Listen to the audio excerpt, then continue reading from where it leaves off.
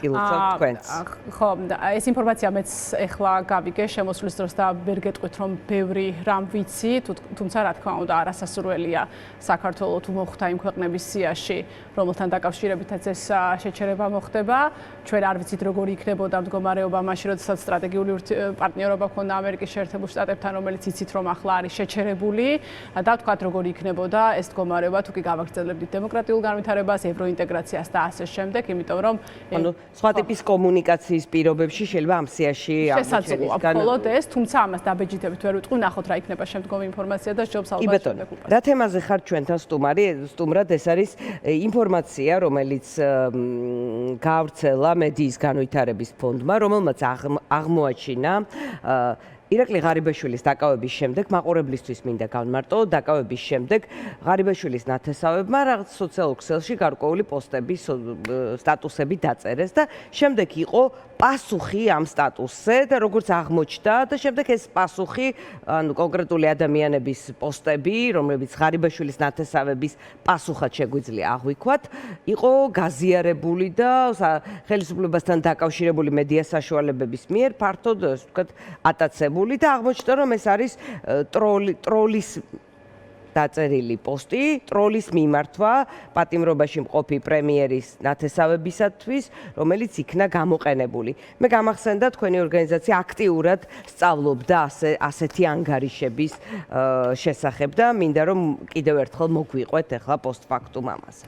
კი ბატონო, ალბათ ორ ნაწილად იქნება კარგი ეს რომ გავუყოთ. ერთი ზოგადად ქართული ოცნება როგორ იყენებს სოციალურ ქსელებს და არა ავთენტურ ანგარიშებს, იგივე ტროლებს ზოგადად საინფორმაციო, ასე ვთქვათ, ოპერაციებისთვის და ასევე თავად ირაკლი ღარიბაშვილთან დაკავშირებითაც არაერთი ფაქტი გვსმენია, როდესაც მასთან დაკავშირებითაც იყო ასეთი ქსელები. პირველ რიგში ალბათ უნდა ვთქვათ, რომ დიახ, ქართული ოცნება საკმაოდ მასშტაბურად იყენებს სოციალურ ქსელებს იმისათვის, რომ თავისი სასურველი ინფორმაცია გაავრცელოს და ამისთვის მათ არაერთხელ გამოუყენებიათ არაავთენტური ანგარიშები, ანუ ტროლი, არაარსებული ადამიანის მიერ შექმნილი ანგარიში და არა მხოლოდ ერთი ანგარიში, არამედ ანგარიშების ქსელი, გვერდები და ასე შემდეგ, რომლითაც ისინი ცდილობენ რაღაც ტიპის ინფორმაციის გავრცელებას და მოდი ასე ვთქვათ, ალტერნატიული რეალობის შექმნას, იმიტომ რომ ეს არ არის ბუნებრივი პოსტები, ბუნებრივი გაზიარება, არამედ არის ხელოვნურად შექმნილი. და ეს ხელოვნურად შექმნილი ასეთი ინფორმაციის გავრცელება ზოგადად აკრძალულია იგივე Facebook-ის მიერ, მაგალითად, რეგულაცია არის ასეთი, რომ თუ კი ხდება არაავთენტური ანგარიშების მიერ კოორდინირებული ქმედება, ისინი ხშირად იღებენ ხოლმე ასეთ ქსელებს და ჩვენც ძალიან ხშირად ვთქვათ თანამშრომლობდით მათთან ზუსტად ამ მიმართულებით. ამიტომ ეს არის ქართული ოცნების ასე ვთქვათ ერთ-ერთი მიმართულება, დეზინფორმაციის გავრცელება ასე და ალბათ 2018 წლიდან უფრო აქტიურად. და სწორედ ამიტომ გვინახავს მათი ეს კიდევ რაღაც სხვა ჟანრია ტროლების მიერ დაწერილი ნიუსად ახალი ამბების რედაქციების მიერ გაშუქება. კი, ეს ერთ-ერთი მეთოდია, რომ ესეთი ტროლი დაწერს რაღაცას, ჯერ წაიღებს რაღაცა თითქოს ახალი ამბების გვერდები და შემდეგ ნამდვილ გვერდებსაც წაუღია, მათ შორის პროსახელისუფლებო გვერდებს, მაგალითად, როდესაც გამხდარა ცნობილი ზოგს ჩამოუღია, ზოგს აღარ, მაგრამ ეს უკვე გავრცელებული ინფორმაციაა და საზოგადოებაში არსებობს. ეხლა რატომ მოხდა მაგალითად ირაკლი ღარიბაშვილთან დაკავშირებით? თქვენ თუ დააკვირდებით კომუნიკაციას, ქართულ ოცნებას პირდაპირ ესე ძალიან უჭირს ირაკლი ღარიბაშვილის ძალიან მკვეთრად, მოდი ამ სიტყვას გამოვიყენებ, ლანძღვა, ხო? იმიტომ რომ მათი პრემიერი იყო ორჯერ და მათ შორის ძირითადად გულის ტკივილი ჩემოიფირო, რომ ძალიან წუხან რომ აქამდე მივიდა საქმე. და ეს მე მგონია იმის ბრალია, რომ ქართულ ოცნებაში გაყოფილია ალბათ ხედვა ამასთან დაკავშირებით, იმიტომ რომ ჩვენ თუ გადავხედავთ იგივე ირაკლი ღარიბაშვილის გვერდებს და მის აქტიურობას გაცილებით მეტი ლაიქები ქონდა, ვიდრე მაგალითად დღევანდელ პრემიერს. მას ქონდა რაღაც მხარდაჭერა და საკმაოდ დიდი თავისივე პარტიაში, ამიტომ შესამჩნევია, რომ თავისივე პარტიაში ყველა არ არის ბედნიერი ამ გადაწყვეტილებით. თუ კი სხვებზე ასეთი რეაქციები არ გვინახავს სხვა დაკავებებზე ან ასე შემდეგ, ირაკლი ღარიბაშვილს ეს თვალშისაცემი იყო. მისი მეუღლის გვერდი არის აქტიური ამ მხრივ, თქვათ ფოტოშეცვალა, ივანიშვილთან ხელგადახვეული, ღარიბაშვილი ჩაანაცვლა, პატრიარქთან გადაღებული ფოტო და შემდეგ პატიმრობის შემდეგ რაღაცა ახალი წლის ნაძვის ხესთან გადაღებული საოჯახო ფოტოთიც, რაღაც გამომშვიდობების ფოტოს, რომელსაც საკმაოდ დიდი გამოხმაურება ჰქონდა. ბოლოს რომ ნახე 10.000-მდე, ახლა არ ვიცი, შევამოწმებ თქვენთან პარალელურად. ეს არის გამყოფილი თემა, როგორც ჩანს ქართული ოცნების მხარდამჭერებს შორის, მათ შორის და ალბათ ქართული ოცნების წარმომადგენლებს ესე პირდაპირ მასზე მკვეთრად კრიტიკულად საუბარი უჭირს და სავარაუდოდ ამიტომაც გამოიყენეს ეს ასე ვთქვათ არაავთენტური ყალბი ანგარიში. ანუ მე ვფიქრობ, რომ ეს ნამდვილად არის ისეთი თემა, რომელიც მათ ყოფს და ცდილობენ ესე თავს არ დაესხოთ. თუ დააკვირდებით, ასევე მესიჯები არის ესეთი, რომ მას ხომ არაფერი არ მოუპარავს, მას არაფერი ცუდი არ გაუკეთებია, უბრალოდ რაღაც. და ჩვენ არც კადრი გვინახავს მისი დაკავების და ასე შემდეგ. ანუ ეს აჩვენებს. ანუ სახელდაგვარიანი ადამიანები ერიდებიან და ასე დროს გააქტიურეს ეს როლი. კი ბატონო, შეიძლება ნამდვილად ასე ვივარაუდოთ, იმიტომ რომ თავად უჭირთ პერსონალად. თუ დააკვირდებით შეკითხვებს, როდესაც უსმენენ ხოლმე დეპუტატებს, ისინიც რაღაცნაირად მაინც ერიდებიან და ასე პირდაპირ უჭირთ.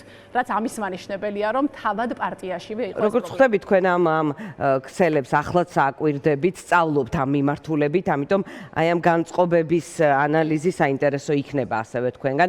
ეს როცა უჭირთ ამაზე საუბარი, არა მხოლოდ ეს თქვათ დეპუტატებს, რომელთაც მედია მიდის კითხვით, არამედ ეს ქსელში მომხმარებლების ჩანაწერებშიც თვალშისაცემია? მათ შორის ისეთი ადამიანების, რომლებიც გამოირჩევიან აქტიურობით ქართული ოცნების მხარდაჭერით, დღეს არიან იმედგაცრუებული ამ დაკავებით და ცდილობენ რაღაცნაირად უფრო პოზიტიურად თუ არა ნეიტრალურად მაინც წარმოაჩინონ ეს დაკავება, რომ აი ირაკლი ღარიბაშვილი გმირია, მან თანამშრომლობა გადაწყვიტა, მას არაფერი ისეთი ცუდი არ გაუკეთებია და სახელმწიფოსგან არ მოუპარავს და რაღაცნაირ გამართლებების მცდელობებია, არა მხოლოდ ოჯახის წევრების მხრიდან ვამბობ, არამედ სხვა და მე ჯერ ამჯერა გადაწყდეს, დადგინდეს და ასეთი ტიპის. ამიტომ ეს ნამდვილად შეიმჩნევა.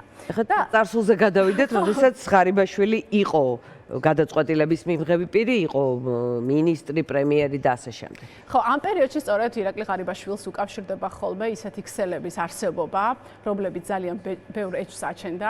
ჩვენ მე მახსოვს, ჯერ კიდევ 2021 წელი იყო, თუ სწორად მახსოვს, როდესაც ჩვენ შევისწავლეთ, რომ მთავრობის ოფიციალურ გვერდებს ასევე მხარს უჭერდა ანონიმური კამპანიები, ანუ ანონიმურად მართული გვერდები. ისინი ცდილობდნენ რაღაცა ღარიბაშვილის და მთავრობის მხარდაჭერას და ოპოზიციის კრიტიკას და ეგრეთ წოდებულ cross-posting-საც აკეთებდნენ, ანუ ერთად პოსტავდნენ რაღაცებს, მაშინ, როდესაც იმ გვერდების ფინანსები არ იყო გამჭვირვალე. ანუ ისინი ცდილობდნენ მხარი დაეჭირათ, თქვათ, ქართული ოცნების ოფიციალური გვერდებისთვის, მაგრამ ფინანსები არ იყო გამჭვირვალე და ჯერ კიდევ 21 წელს საუბრობდით ამაზე. და მნიშვნელოვანი რა არის, რომ მაშინ ჩვენ შევნიშნეთ, რომ ის, ასე ვთქვათ, ადამიანები, ვინც ამას ყველაფერს, ვთქვათ, Facebook-ზე აკეთებდნენ, მანამდე თავდაცვის სამინისტროში იყვნენ და გადმოყვნენ, ასე ვთქვათ, ირაკლი ღარიბაშვილს და ამიტომ გაჩნდა ეს ეჭვი.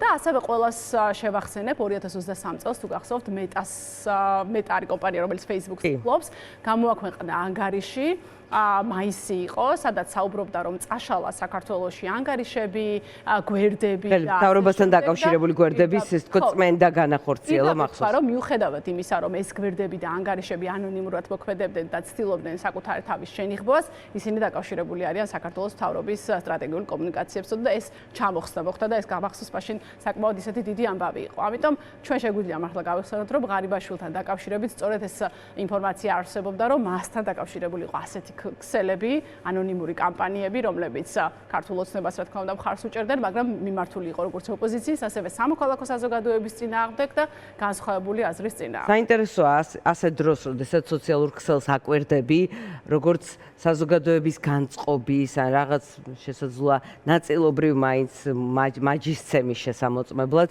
ამ დროს როგორ უნდა იმოქმედოს მომხმარებელმა, რომ გაარჩიოს აქ ნამდვილი და ყალბი. ძალიან რთულია ამ ეპოქაში ნავიგაცია ისე რომ არ მოტყუდე. საქართველოს რომელ წელს არ მახსოვს, მაგრამ ერთ-ერთი იყო ხუთეულში იყო შიდა არაავთენტური კოორდინირებული ქსელებით. ანუ ნახე ძალიან მასშტაბურია ქვეყანაში ამ პატარა ქვეყნისთვის, როგორ ხდება სოციალური ქსელების გამოყენება არაავთენტური ანგარიშებით და ამ კოორდინირებით. ანუ საინფორმაციო ოპერაციების ხერხლია ნამდვილად საქართველოს მოსახლეობა და რა თქმა უნდა ამის ყველაზე დიდი მასშტაბი მოდის ქართულ ოცნებაზე. ხო, უდიდესი ინფრასტრუქტურა აქვს დაწყობილი ამისთვის და თქვენ თუ დააკვირდებით ანგარიშები არის ორგანიზაციები საკმაოდ დიდ ფულსაც ხარჯავენ ამ ყველაფერში. როგორ უნდა მოახდინოს საზოგადოებამ ლავირება ამაზე ძალიან რთულია მესმის, მაგრამ რაღაცა იქნება ეს წყაროები გადაამოწმონ ხოლმე, როდესაც ხდება რაღაცა ძირითადად ხდება სკანდალური ინფორმაციის ან რაღაცა უფრო ისეთი ინფორმაციის დადება, ჩვეულებრივი ნეიტრალური ინფორმაცია არ არის ხოლმე, ცოტა უფრო ისეთი ინფორმაცია, ასევე ანგარიშები, რომელიც ყალბია, მეტნაკლებად მაინც რომ გადახვიდე ამ ანგარიშებზე, შესამჩნევია ხოლმე, ხშირად იყენებენ უცხოელების სახეს ეს შესანიღბად, ისინი მარტო რაღაცა ტექნიკურ პოსტებს აზიარებენ, სხვათა შორის ძალიან ხშირად რელიგიურ, ასე ვთქვათ, ეკლესიის ფოტოებს და ასეთ რამეს იყენებენ და ადვილად შესამჩნევია, რომ ისინი მხოლოდ დაკავებული არიან რაღაცა ყალბი ინფორმაციის გავრცელებით, მათ არ აქვთ პერსონალური ხედვები და ასე შემდეგ. მაგრამ რთული ამაში ნავიგაცია ცხადია ყველა ადამიანისთვის და ამიტომ არის თქვენი როლი კრიტიკულად მნიშვნელოვანი, მედიის როლი, რომ რაღაცა ესეთი ინფორმაციები, როდესაც ვრცელდება, გადამოწმებული მივაწოდოთ საზოგადოებას. ძალიან დიდი მადლობა.